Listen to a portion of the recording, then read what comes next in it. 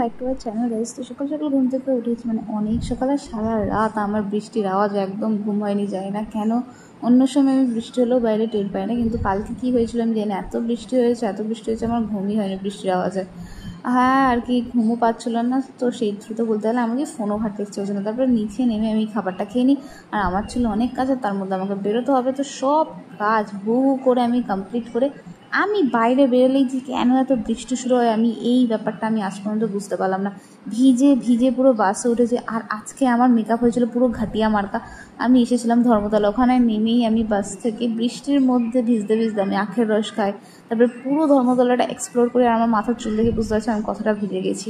তাও মজাই এসছে খুব একটা। আর এই খাবারটা আমি এসে খেয়েছিলাম, আর এটা কোথাকার দোকান অবশ্যই অনেকে চেনো অনেকে চেনো না, যাই হোক।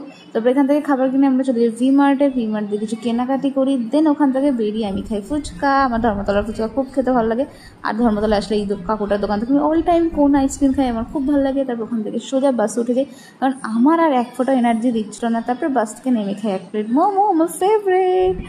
আর এখন আমি যাচ্ছি গাইস বাড়ি ফাইনালি, আর আমার পা তো পুরো ব্যথায় ফেটে যাচ্ছিলো, কারণ আমি একটা অজস্র বিচ্ছিরি মার্কেটে হিল জুতো পরে গেছিলাম, কিছু করবার নেই। সো এই ছিল আমার ভিডিও, আর ভিডিওটা কেমন লাগলো অবশ্যই কমেন্টে জানিও।